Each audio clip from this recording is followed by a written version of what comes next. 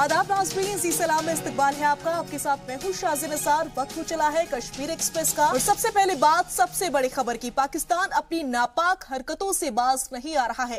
वो लगातार सरहद पर सीज़फायर की खिलाफ वर्जी और गोलीबारी कर रहा है। पाकिस्तान ने सुबह को जम्मू कश्मीर के मेंढर के बालाकोट सेक्टर में LOC पर और राजौरी के माझाकोट और भीमबर गली सेक्टर में गोलीबारी की है। हिंदुस्तानी आर्मी भी पाक को मुंहतोड़ जवाब दे रही है। सीज़फायर तोड़ने की आड़ में बौखलाए पाक ने LOC से सटे गांव और फॉरवर्ड पोस्ट पर मोर्टार दागे हैं।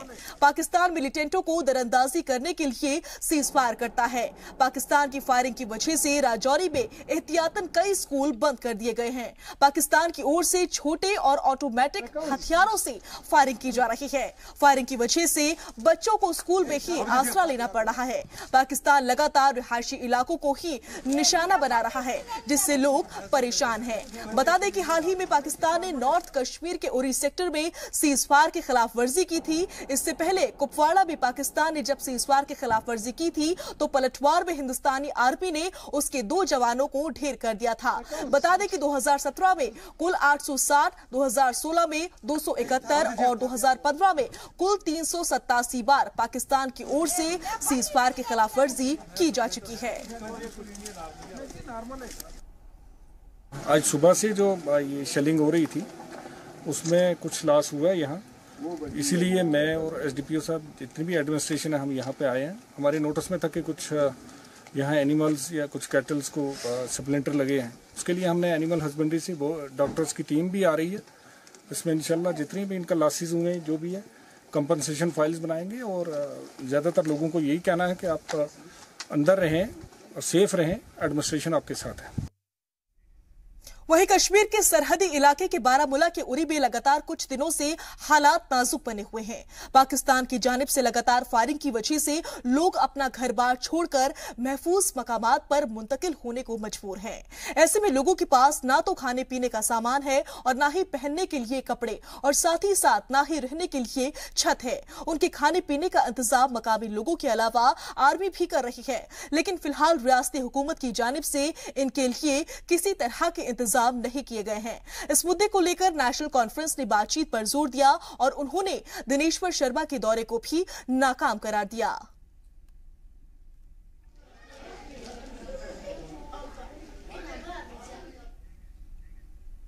तो वहीं सिक्योरिटी फोर्सेस ने हंदवाड़ा के आनंदवान करालगुंड में सर्च ऑपरेशन चलाया। आर्मी फोर्स ने डोर टू डोर जाकर सर्च ऑपरेशन चलाया। मकामी लोगों के मुताबिक सिक्योरिटी फोर्सेस ने जॉइंट ऑपरेशन चलाकर रहने वाले लोगों के आई कार्ड चेक किए, साथ ही गाड़ियों और पैदल चलने वाले लोगों को भी चेक किया गया।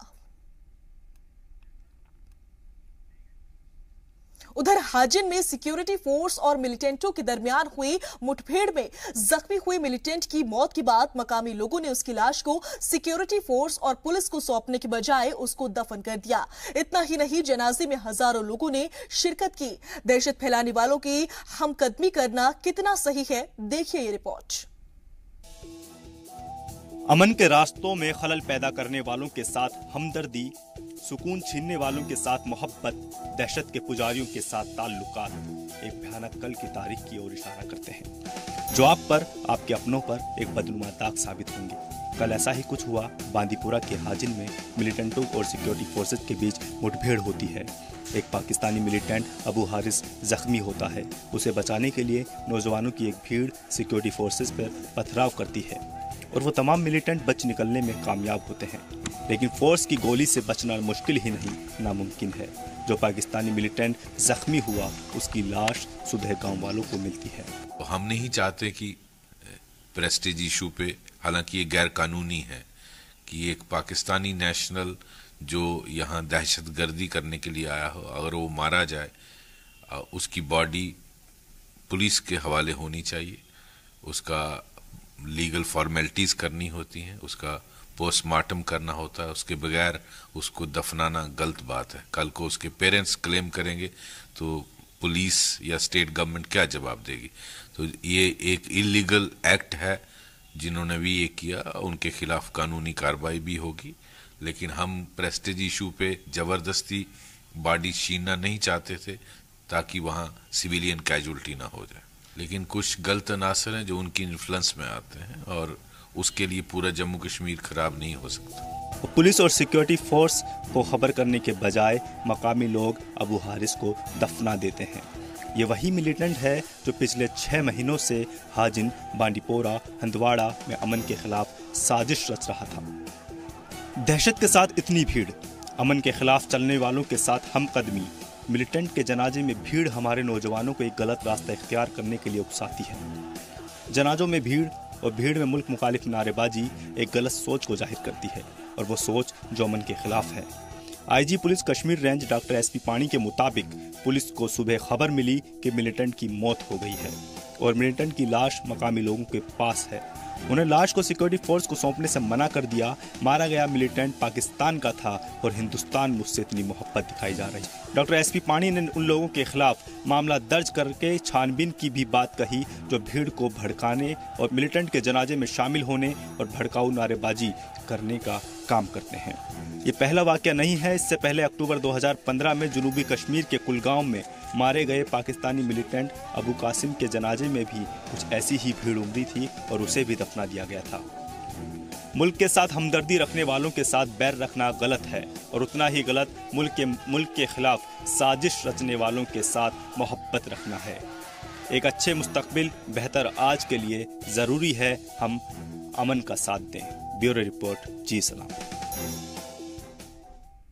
उधर जम्मू कश्मीर में नए मिलिटेंटों की भर्ती कैसे होती है और किस तरह से उन्हें रैंक हासिल होती है, इसका इंकिशाफ जम्मू कश्मीर के डीजीपी एसपी वैद ने किया है। जम्मू कश्मीर मिलिटेंटों की रिहाइशगाह बन गया है। मिलिटेंट यहां पनाह लेते हैं और उन्हें यहां हर तरह की मदद भी मिलती है।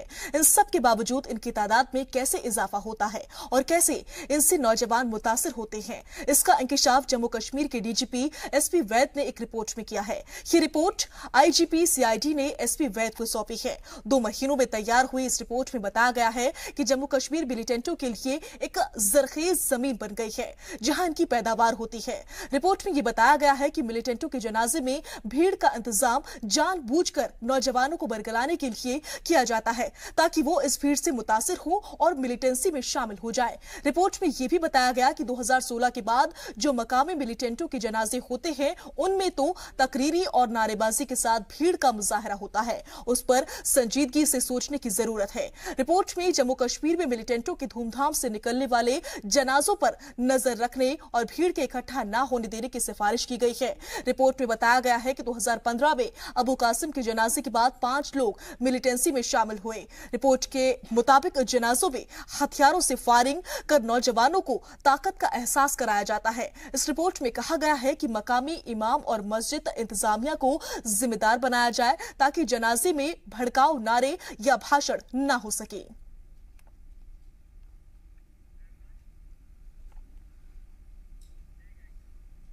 वहीं श्रीनगर में हुर्रियत कॉन्फ्रेंस लीडर फजल हक कुरैशी के घर के बाहर तैनात पुलिस एहलकार को मिलिटेंटों ने सर्विस राइफल छीनकर जख्मी कर दिया था। उसकी SKMS हॉस्पिटल में मौत हो गई है। इसकी जानकारी डीजीपी एसपी वैद ने ट्वीट करके दी। आपको बता दें कि ये चरारे शरीफ पर दूसरा वाकया है जब एक तैनात पुलिस एहलकार की सर्विस राइफल छीनकर उसका कत्ल किया गया है। गौरतलब है कि पुलिस एहलकार फारूक अहमद याटू, जो कि चडूरा बडगाम का रहने वाला था, वो हुर्रियत लीडर फजल हक कुरैशी के घर के बाहर तैनात था, जहां मिलिटेंटों ने उसकी सर्विस राइफल छीनी और उन पर गोलीबारी कर दी।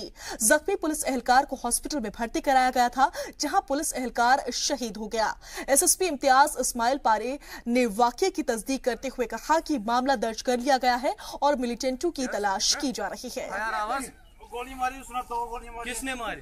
वो 2 लड़के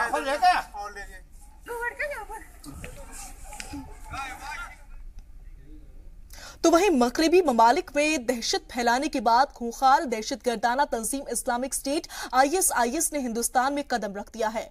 जम्मू कश्मीर पुलिस के डीजीपी एसपी वैद के मुताबिक शनिवार शाम पुलिस एहलकार मुश्ताक अहमद के कत्ल की जिम्मेदारी लेने के बाद पुलिस ने उसकी मौजूदगी की बात कही है।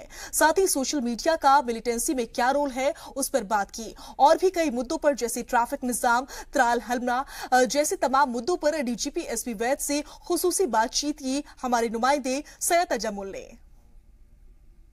तस्वीर दिखा रहे। हमारे साथ इन सारे मुद्दों के साथ बात करने के लिए रियासती पुलिस के चीफ डॉक्टर SP वैद साहब मौजूद। डॉक्टर साहब बहुत बहुत शुक्रिया। डॉक्टर साहब शुरुआत करते हैं, जो लेटेस्ट स्टेटमेंट आया है कि ISIS के फुटप्रिंट्स हैं, वो लोग हैं उन यहाँ पर, क्या वाकई आप स्टैंड है इस पे?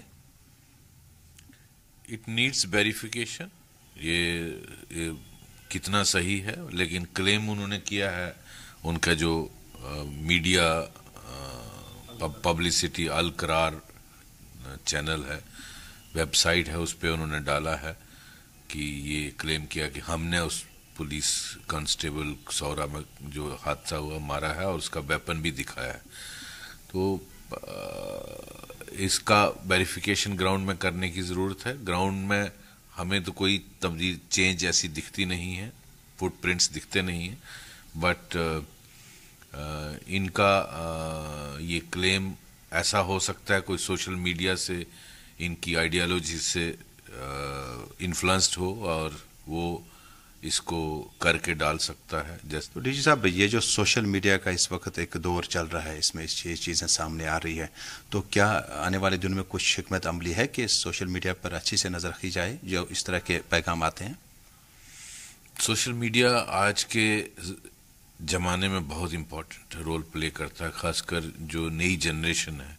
सोशल मीडिया को जिस तरह आईसिस ने इस्तेमाल किया पूरी दुनिया में बच्चों को गुमराह करके भर्ती करने में, इस तरह से मैं समझता हूँ हमारा जो पड़ोसी मुल्क से जो ये जो तंजीमें चलाते हैं वो भी इसको पूरी तरह से मिसयूज़ करते हैं। हम इसमें काफ़ी मेजर्स ले रहे हैं। अहम बात है, जब सुंजमा अटैक को हम कवर कर रहे थे तो हमने देखा कि पर्सनल फेसबुक अकाउंट से इसको कवर किया जाता था, उसके बाद वाइड पब्लिसिटी के लिए उसको डाला जाता था फेसबुक पे। क्या ऑथराइजेशन बड़ी लाजमी है कि जब आप फेसबुक अकाउंट इस्तेमाल करते हैं, when you don't are attached with journalism, फिर आप अपने अकाउंट से ये चीज़ें चलाते हैं? मुझे लगता है सोशल मीडिया में रेगुलेशन होना बहुत ज़रूरी है।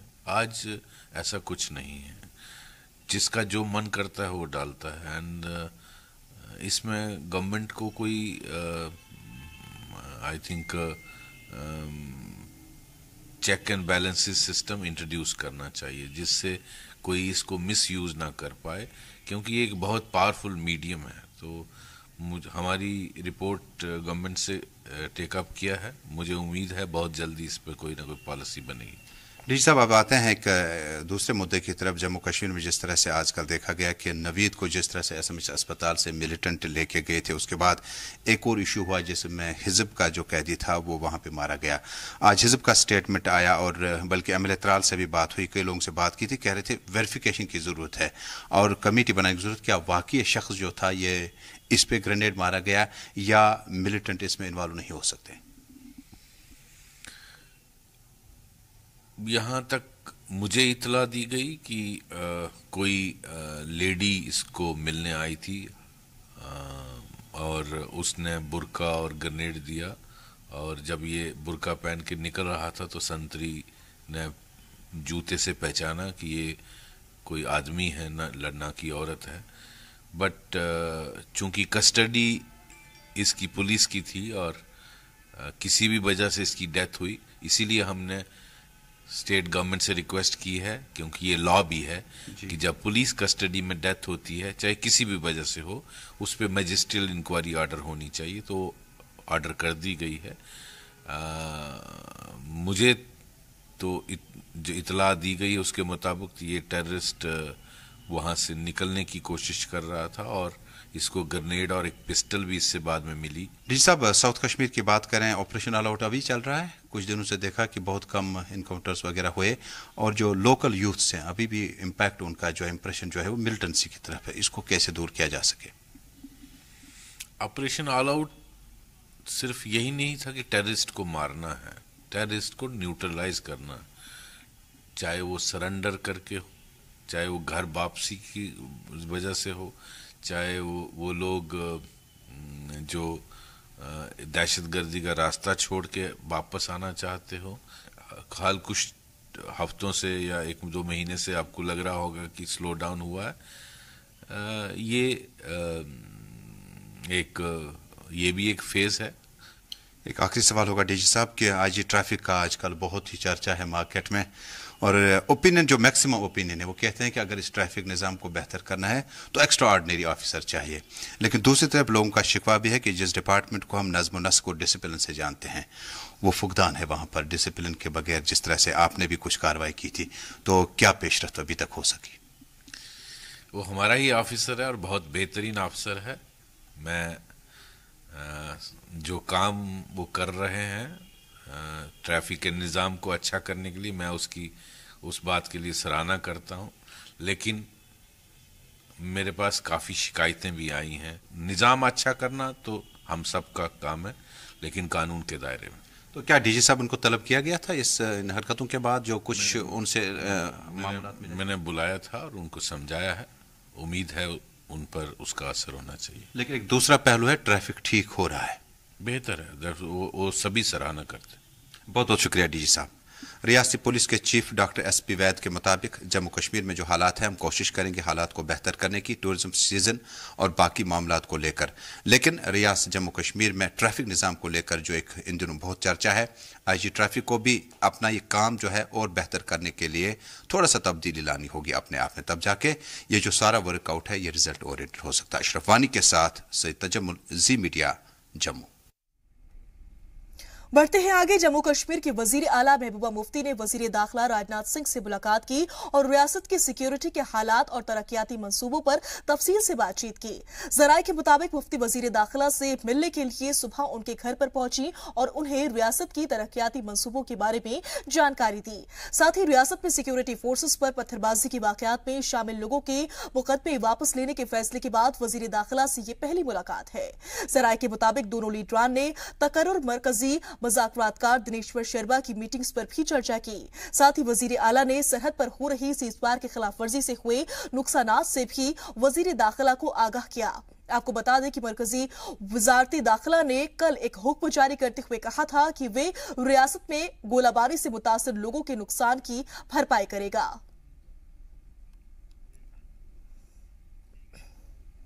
वहीं नेशनल कॉन्फ्रेंस की सरबराह डॉक्टर फारूक अब्दुल्ला ने एक बार फिर अमन के लिए बातचीत के मसले पर जोर दिया है। जम्मू में मीडिया से बात करते हुए कहा कि भारत और पाकिस्तान के दरमियान जब तक अमन के लिए बातचीत शुरू नहीं होगी तब तक सीज़फायर खत्म नहीं होगा, ना ही वादी में अमन आएगा। और साथ ही कहा कि अगर LOC और IB के पास रहने वाले आम लोगों की तकलीफों को देखते हुए दोनों मुल्कों को जल्द से जल्द बातचीत करनी चाहिए, और नहीं तो इसका कोई हल नहीं निकल पाएगा। The firing will continue to happen on both sides unless the two nations start thinking of peace. If they don't think of peace, the firing will not stop, neither from our side nor from their side. You not think of them? It is for the two governments to start thinking of peace. And the sooner they think about it, the sooner it will stop. Otherwise it will not stop. And we will continue to die. वहीं जम्मू कश्मीर का सालाना budget इजलास इख्तिताम पजीर होने के बाद BJP काबीना में बड़ा फेरबदल कर सकती है। जराये के मुताबिक बीजेपी PDP इत्तेहाद हुकूमत काबीना में पुराने चेहरों की जगह कुछ नए चेहरे शामिल कर सकती है। काबीना फिलहाल तसद्दुक हुसैन मुफ्ती को शामिल करने के बाद PDP के 12 वुज़रा और बीजेपी के डिप्टी चीफ मिनिस्टर समेत 8 वुज़रा हैं। वहीं PDP के पास 2 MOS और बीजेपी के 3 MOS हैं। देखिए बीजेपी के fire brand leader Ravindra Raina के साथ हमारे नुमाइंदे राजद वैद की खास बातचीत।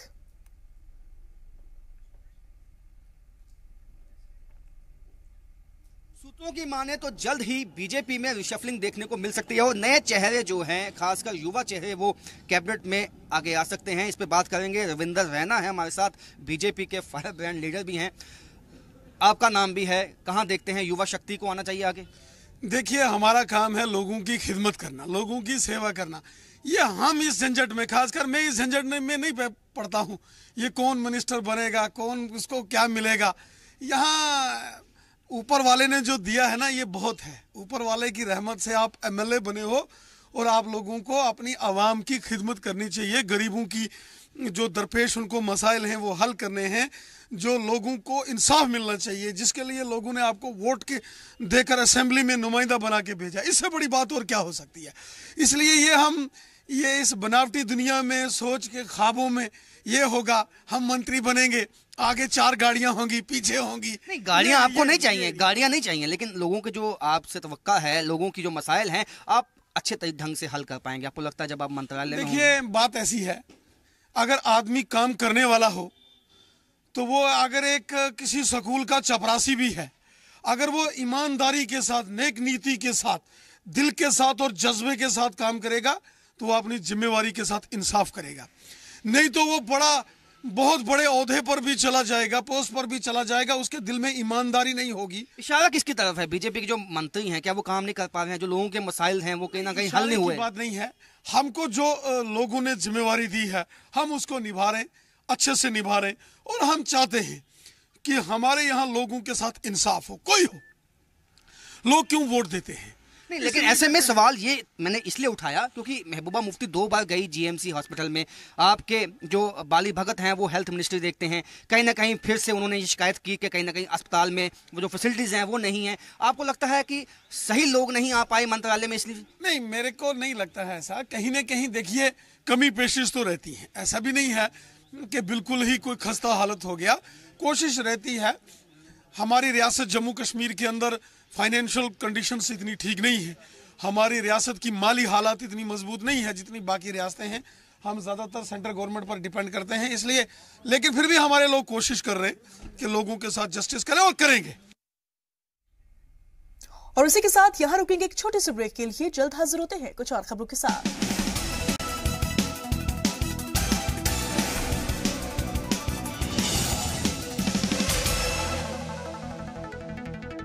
ब्रेक के बाद एक बार फिर से आप सभी का इस्तकबाल है। खबरों के सिलसिले में आगे बढ़ते हैं। जम्मू कश्मीर में वक्फ बोर्ड की जमीन के बड़े हिस्से पर एनक्रोचमेंट का मामला सामने आया है।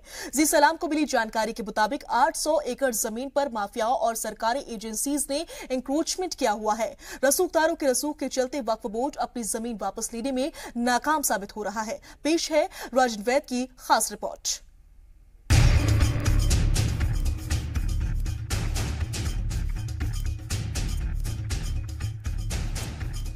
जम्मू कश्मीर रियासत में वक्फ बोर्ड की जमीन पर एनक्रोचमेंट रुकने का नाम नहीं ले रहा है। जी मीडिया को मिले दस्तावेज के मुताबिक पिछले कुछ सालों में जम्मू और कश्मीर की 800 एकड़ यानी 6300 कैनाल जमीन पर एनक्रोचमेंट किया जा चुका है, जो लगातार जारी है।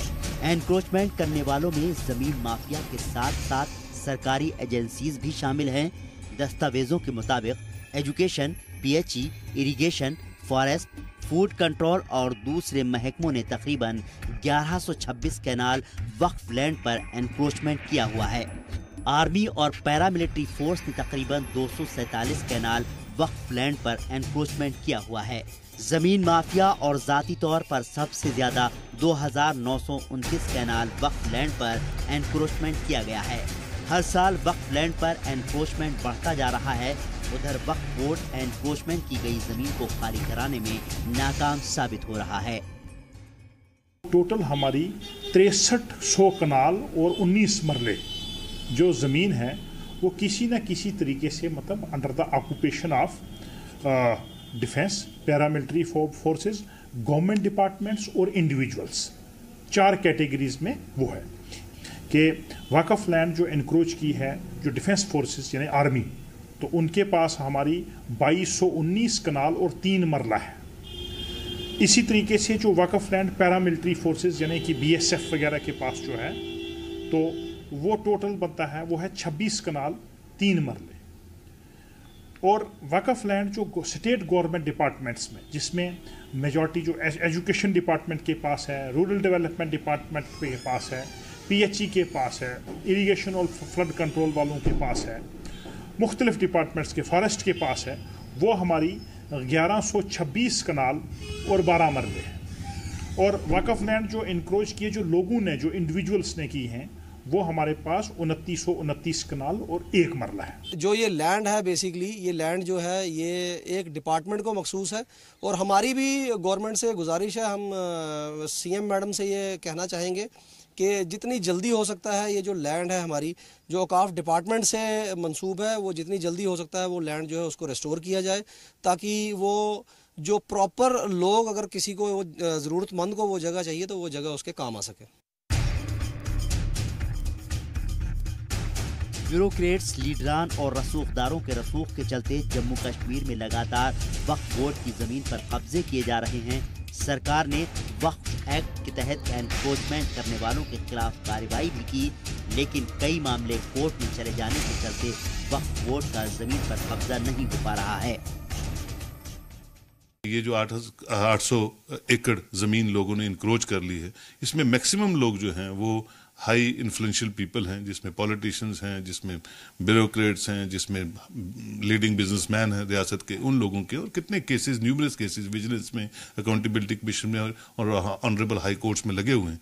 लेकिन ये ट्रेंड बढ़ता जा रहा है, कोई सरकार इसको सीरियसली मॉनिटर नहीं कर रही है। मुस्लिम श्राइन्स, मुस्लिम पीर बाबास, मुस्लिम ग्रेव यार्ड्स की हैं, इनको सेफ गार्ड करने के लिए वक्फ एक्ट बनाया गया था, जो कि अपने आप में एक एक्ट है और एक काफ़ी इसमें स्ट्रिंजेंट एक्शंस हैं, बट गवर्नमेंट और लोगों का और इसके गवर्निंग बॉडी का लैकास्टिकल जो अप्रोच है, अपीसमेंट पॉलिसी है, उसकी वजह से इसको रिट्रीव नहीं किया जा रहा है।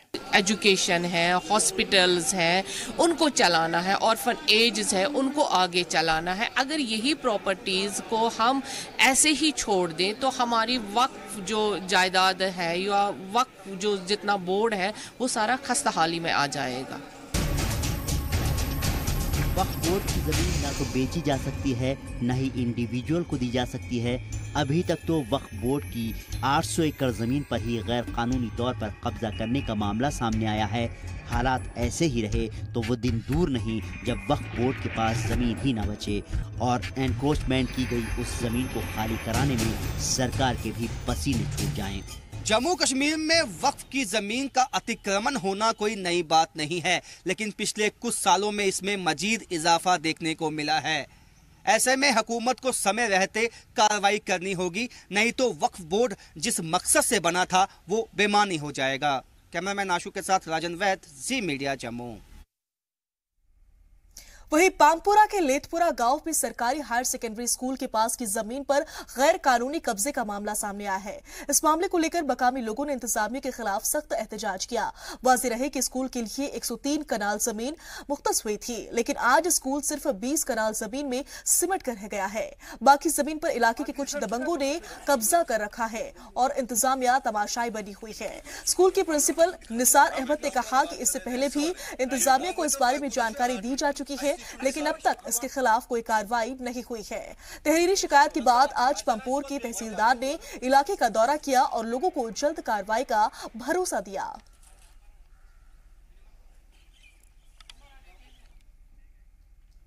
तो वहीं वजीर आला महबूबा मुफ्ती के ममेरे भाई अरूद मदनी के खादी एवं ग्राम उद्योग महकमे में कारगुजार अफसर के तौर पर तकर्रुर किए जाने को लेकर सियासत गरमाने लगी है।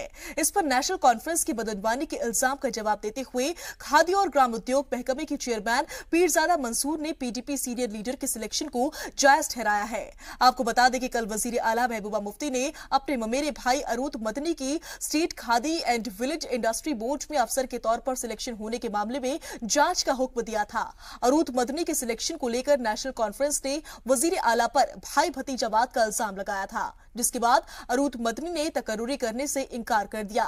मामले की जांच चीफ सेक्रेटरी बीबी व्यास को सौंपी गई है। अरूद के वालिद सरताज मदनी, जो पीडीपी के नायब सदर है, ने अपने बेटे की तकर्रुरी को जायज ठहराया है। जो खुद बैकडोर है और छत फाड़ के आए हैं वो हमें कुछ नहीं बताया, उन्हें फ्रंट डोर के भी देखा ही नहीं। या हमें ये लिस्ट देना है कि उनके जो डॉक्टर इंजीनियर बने कैसे बने, जो गजेटेड अफसर बने कैसे बने, इवन उनके backdoor appointees commissioner secretary level तक पहुंचे कैसे बने, ये मुझे नाम बताने हैं क्या? या उन्होंने बिजनेस में इतना नाम कमाया, आए कहां से? उन्होंने दुबई में महल बनाए तो आए कहां से? उनका बैकग्राउंड क्या था? ये वो कोई आम आदमी कहे तो ठीक बात है, वो कहें जिनका माजी बिल्कुल दागदार है, वो हमें ये नहीं कह सकते हैं। आज 19 बच्चे जो मैंने आपको नाम दिए, एक बच्चे के बाप का नाम सरताज मदनी है, उससे ये सारा लिस्ट खराब नहीं हुआ। मैंने आपको कहा एक लाइनमैन की ब्लैक की बेटी, क्या मैं उस कमेटी को शाबाश नहीं कहता हूं जिन्होंने उसको 30 में से 27 नंबर दिए? That means she fared well. मैं कहता हूं वी आर रेडी कि वी डिड एवरीथिंग फेयर। उधर रियासती सरकार जम्मू रीजन के लोगों की उम्मीदों पर खरी नहीं उतर पा रही है। इसी बात को लेकर जम्मू के लोग आरएसएस और बीजेपी पर लगातार दबाव बनाकर उनकी परेशानियां हल करने की मांग कर रहे हैं। इसी मामले को लेकर जम्मू में बीजेपी आरएसएस के लीडरान की बंद कमरे में हाई लेवल मीटिंग हुई, जिसमें तय हुआ कि बीजेपी के वुज़रा का वफ्द वज़ीर आला महबूबा मुफ्ती से मुलाकात करेगा और उनसे जम्मू रीजन के लोगों की परेशानियों और मांगों को हल करने की बात कहेंगे। मसले हल नहीं किए जाने पर आरएसएस बीजेपी सरकार से बाहर होने में गुरेज नहीं करेगी। जी मीडिया के प्रिंसिपल कॉरेस्पोंडेंट राजन वैद ने बीजेपी रियासती सदर सत शर्मा से खास बातचीत की। जम्मू सूबे के लोगों की मांग को लेकर जिस तरह से बीजेपी ने वादे किए थे 2014 जो असेंबली इलेक्शन से पहले, उन सभी वादों को लेकर अभी बीजेपी संजीदा है और जिस तरह से मीटिंग का दौर चला है उसके बाद जल्द ही महबूबा मुफ्ती से भी मुलाकात होगी। इस पे बात करने के लिए सत शर्मा हैं, स्टेट प्रेसिडेंट हैं बीजेपी के। सर, इस वक्त जो भी मसले थे, बीजेपी ने जो वादे किए थे, आप उनको लेके क्या संजीदा हैं? क्योंकि जिस तरह से दबाव है लोगों का, उसमें आप क्या इसको किस तरह से देखते हैं? ऐसा है कि यहाँ तक प्रश्न जम्मू प्रोविंस का है। भारतीय जनता पार्टी लगातार से, और भारतीय जनता पार्टी के हमारे जितने भी विधायक हैं वो जम्मू प्रोविंस से जो हैं वो चुनकर आए हैं। लेकिन इसके साथ साथ कश्मीर को भी और लद्दाख को भी, यहाँ को भी लेकर जिस तरीके से एक डेवलपमेंट का फेज चाहिए था और लगातार से पीएमडीपी के माध्यम से लगातार से केंद्र से पैसा आना, यहाँ पर खर्च होना, ये अपने आप में दर्शाता है कि भारतीय जनता पार्टी पीडीपी गठबंधन चाहता था। और शुरू में जब ये बना भी तो गठबंधन बनने का कारण मुख्यतः रूप से यही था कि यहाँ पर डेवलपमेंट हो और उसके साथ साथ एक जम्मू कश्मीर में एक शांति की प्रक्रिया हो। और शांति की प्रक्रिया में कहीं ना कहीं पाकिस्तान बाधा कहीं बनता है। लेकिन मेरा मानना है कि आज एक अच्छा वातावरण जो है जम्मू में भी, कश्मीर में भी, लद्दाख में भी, तीनों खित्तों में, और एक सा डेवलपमेंट का, लगभग एक सा डेवलपमेंट का, ऊपर नीचे कुछ हो सकता है, थोड़ा कहीं जम्मू में ज़्यादा या कश्मीर में ज़्यादा या लद्दाख में ज़्यादा, लेकिन लगभग एक सा डेवलपमेंट का जो कार्य जो है वो चल रहे हैं। बीजेपी और पीडीपी जब सत्ता में आई तो एजेंडा ऑफ अलायंस बनाया गया और उसमें कई बातें रखी गई, जिसमें जो लैंड वो 2008 का हुआ, उनके जो केस थे एफआईआर से वापस लेने की बात की गई थी, वो जो प्रक्रिया है वो कहाँ तक पहुंची? ठीक है कि इसमें कुछ लोगों से अभी केस जो है वो वापस नहीं लिए गए हैं। पार्टी इस विषय में चिंतित है और हम लोग चाहेंगे कि उन लोगों के ऊपर भी, और ख़ासतौर पर एक एग्रीमेंट हुआ था उस समय अनिल गोस्वामी जी के साथ में, उस पूरा टीम का, और मेरा मानना है कि जल्द उनसे केस जो है वो वापस लिए जाएंगे, क्योंकि उस समय में एक आस्था को लेकर लड़ाई लड़ी गई थी और कोई ऐसे भी कोई संगीन जुर्म किसी ने नहीं किए थे। कहीं थोड़ी बहुत ही हो सकता है देरी हुई हो, लेकिन भारतीय जनता पार्टी का मानना है और ऐसे समय में किसी को भी पुलिस द्वारा कहीं भी कोई तंग नहीं किया जा रहा। जल्द से केस भी जो है उनके लिए भारतीय जनता पार्टी सरकार में चाहेगी और सरकार में ही बात रखनी है। हमने पार्टी की तरफ से भी अपना स्टैंड क्लियर करेंगे और लोगों के ऊपर से केस वापस होंगे। बीजेपी सत्ता जो लोगों के हित है, उसके आगे सत्ता को कहां देखती है?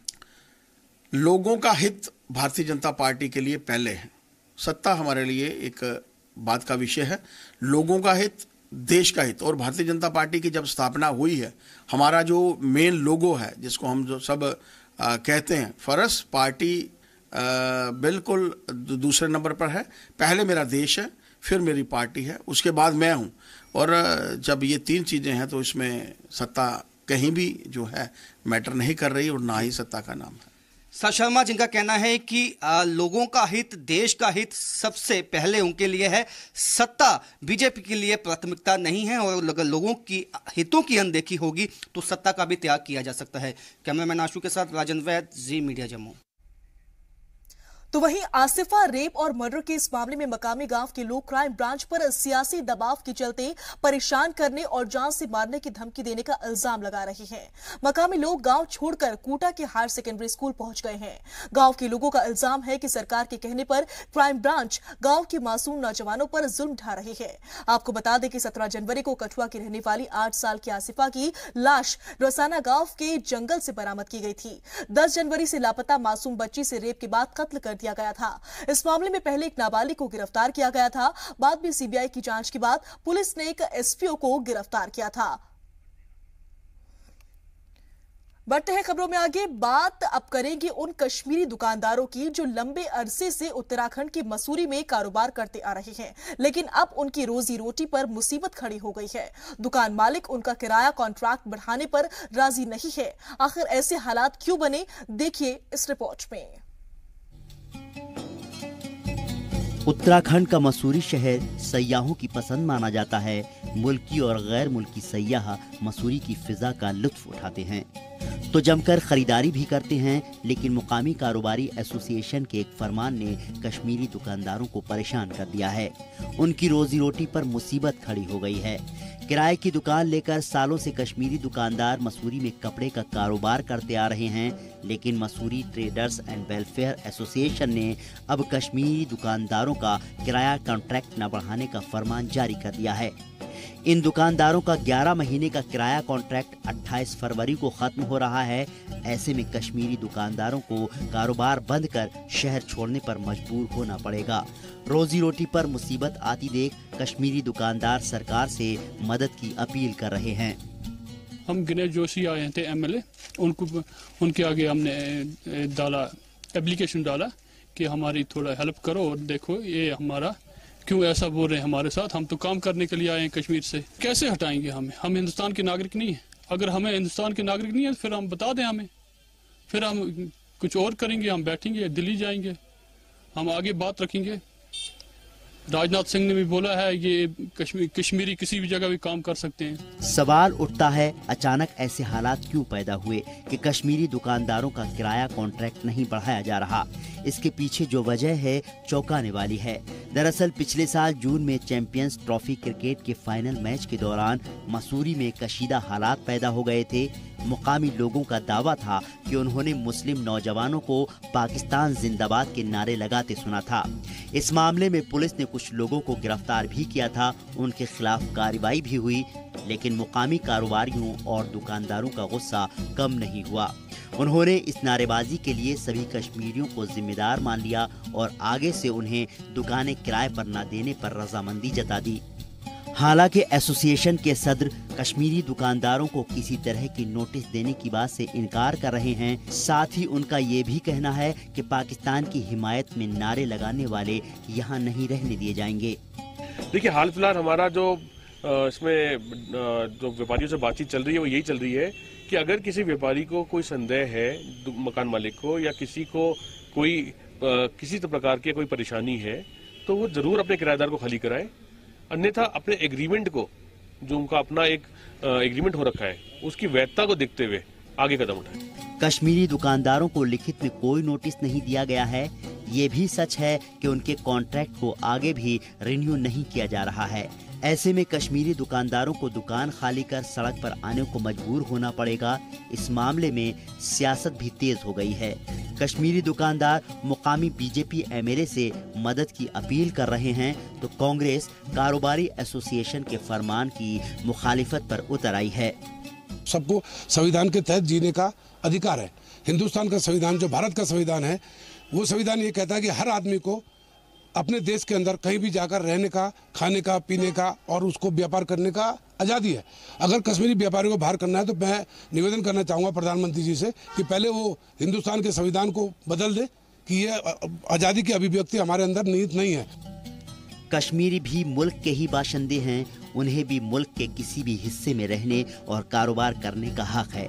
लेकिन मसूरी में कश्मीरी दुकानदारों के साथ जो हो रहा है किसी भी तरह से जायज़ नहीं ठहराया जा सकता।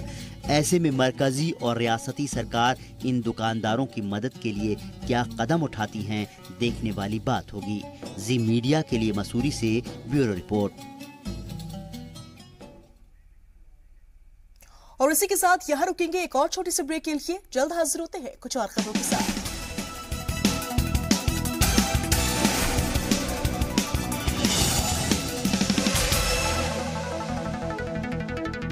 ब्रेक के बाद एक बार फिर से आप सभी का इस्तकबाल है। खबरों के सिलसिले में आगे बढ़ते हैं। श्रीनगर में आरएंडबी मिनिस्टर नईम अख्तर ने सरकारी कामों का अचानक जायजा लिया। उन्होंने श्रीनगर के पोलो व्यू में सड़क की तामीर के कामकाज का जायजा लिया। साथ ही मौके पर ठेकेदारों और अफसरान को कामकाज में तेजी लाने का हुक्म दिया। वहीं गुलबर्ग के एमएलए मोहम्मद अब्बास वानी और कश्मीर इमेज के मैनेजिंग डायरेक्टर जावेद अहमद वानी की वालिदा का नमाजी जनाजा ईदगाह चांदेलोरा तनमर्ग में अंजाम दिया गया। नमाजी जनाजा में मुख्तलिफ सियासी, समाजी और सहाफत से जुड़ी शख्सियात ने हिस्सा लिया और हजारों की तादाद में लोग शामिल हुए। आपको बता दें कि एमएलए गुलबर्ग की वालिदा का इंतकाल कल दिल्ली के अस्पताल में हुआ था।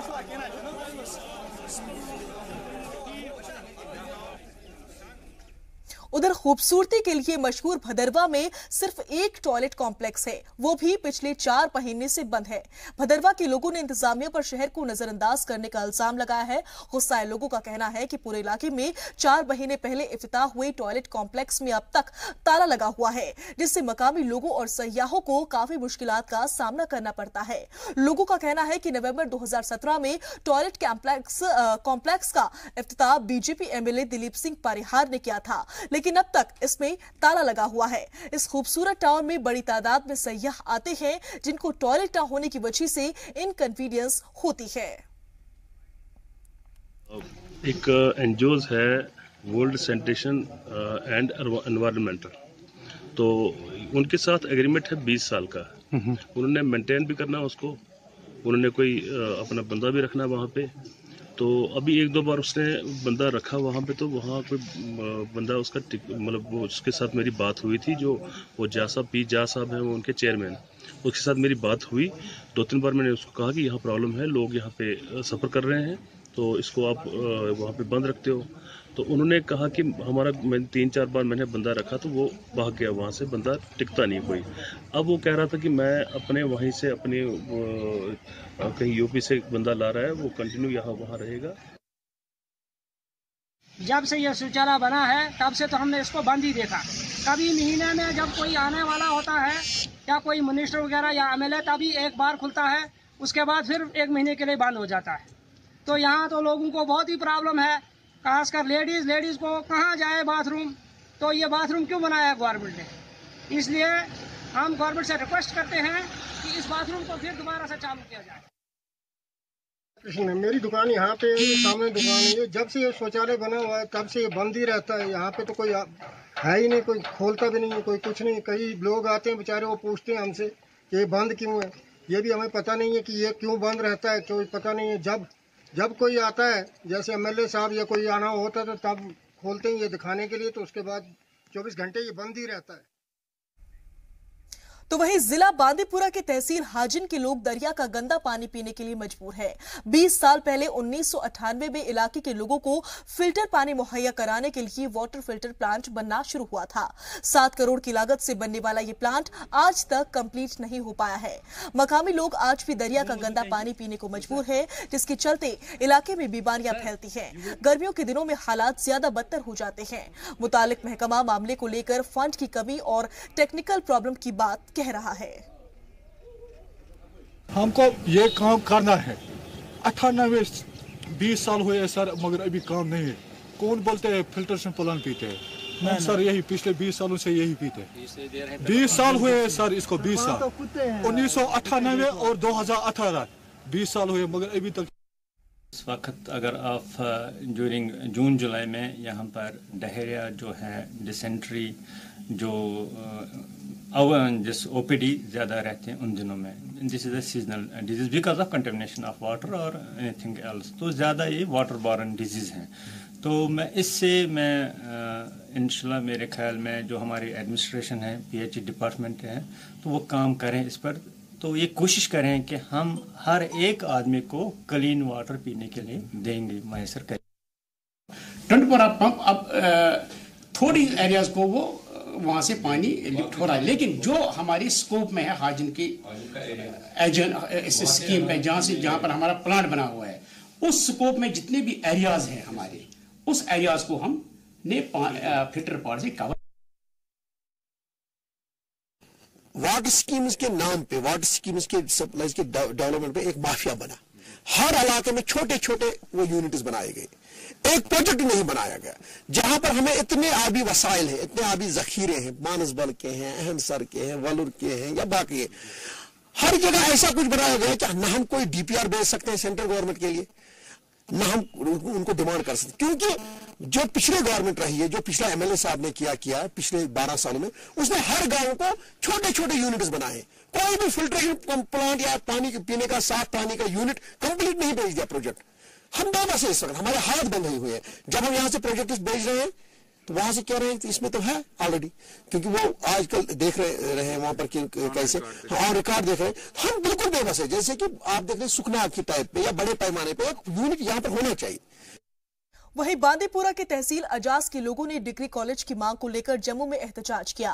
उनका कहना था कि उनकी तहसील के बच्चों को 27 किलोमीटर की दूरी पर बांदीपुरा में डिग्री कॉलेज जाना पड़ता है, जिससे उन्हें मुश्किलों का सामना करना पड़ता है। उन्होंने कहा कि सरकार जल्द उन्हें डिग्री कॉलेज मुहैया करवाए ताकि उनके बच्चे बिना किसी मुश्किलात के पढ़ाई कर सके और अपना मुस्तकबिल संवार सके। नारेबाजी करते हुए कहा कि डिग्री कॉलेज उनका हक है, इसलिए सरकार को अजास तहसील को डिग्री कॉलेज जल्द मुहैया करवाना चाहिए। डिमांड कर रहे हैं कि हमें डिग्री कॉलेज दे दो, क्योंकि गवर्नमेंट इस वक्त मौजूदा गवर्नमेंट को इस वक्त 17 डिग्री कॉलेज देने ही 17 जम्मू कश्मीर में देने हैं।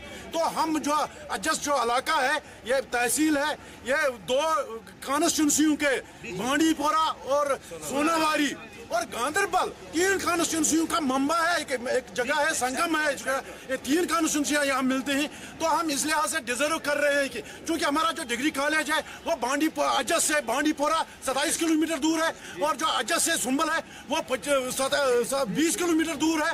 तो हमारे जो बच्चों को वो काफी दिक्कत होती है डिग्री कॉलेज में जाने के लिए। उधर जम्मू में पहला नेशनल स्पोर्ट क्लाइंबिंग चैंपियनशिप मुनक्किद किया जाएगा। इस चैंपियनशिप में मुल्क भर से नाबीना अफराद हिस्सा लेंगे। इस चैंपियनशिप का इनेकाद माउंटेनियरिंग एसोसिएशन जम्मू कश्मीर की जानिब से किया जाएगा। इसको लेकर एसोसिएशन ने प्रेस कॉन्फ्रेंस करके कहा कि इस चैंपियनशिप का आयोजन स्प्राडलिंग बडल आयल स्कूल बनतलाब में किया जाएगा। ये चैंपियनशिप 27 मार्च से शुरू होकर 28 मार्च तक चलेगी और इसमें मुल्क भर से तकरीबन 150 नाबीना क्लाइंबर के हिस्सा लेने की उम्मीद है। अभी हम 27-28 को एक नेशनल कंपटीशन करा दिया स्पोर्ट क्लाइंबिंग का। स्पोर्ट क्लाइंबिंग पॉपुलरली हम उसको वॉल क्लाइंबिंग कहते हैं, लेकिन ये यूनिक इसलिए है कि इसमें सिर्फ ब्लाइंड बच्चे पार्टिसिपेट करेंगे। ये फर्स्ट टाइम है कि हमारी कंट्री में ऐसा कंपटीशन। तो वहीं सोपोर के मल्लम पानपोरा में प्रथम एजुकेशन के इश्तिराक से डाइट की जानिब से तहरीरी नुमाइश का एहतमाम किया गया। इस नुमाइश में जोन के मुख्तलिफ इलाके से आए तलबा ने हिस्सा लिया। तलबा ने मुख्तलिफ स्किल और फनकारी का शानदार मुजाहरा पेश किया।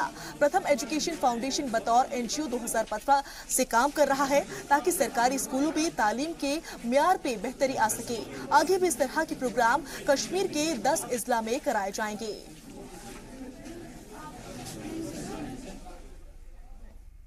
वहीं गांदरबल से 80 किलोमीटर दूर सोनमर्ग सयाहती मकाम है। इस जगह की खास बात यह है कि 12 में से 6 महीने ही मकामी लोग और सयाह सोनमर्ग की खूबसूरती का नजारा कर पाते हैं। दरअसल सोनमर्ग में बहुत ज्यादा बर्फबारी के दौरान किसी को भी वहां जाने की इजाजत नहीं दी जाती है। मकामी लोगों का कहना है कि सड़क बंद होने की वजह से सयाह यहां नहीं आ पाते। सोनमर्ग जाने वाली सड़क को इंतजामिया की तरफ से बंद कर दिया जाता है। अप्रैल के महीने में मकामी लोगों के साथ साथ सयाहों को सोनमर्ग जाने की इजाजत दी जाती है। हालांकि सरकार इन सब परेशानियों से निपटने के लिए एक प्लान अमल में लाई है जिसको जेड बौहर टनल के नाम से जाना जाता है। इस टनल के जरिए सोनमर्ग जाने का रास्ता साल भर के लिए खुला रह सकता है। इस टनल का काम अभी मुकम्मल नहीं हो पाया है।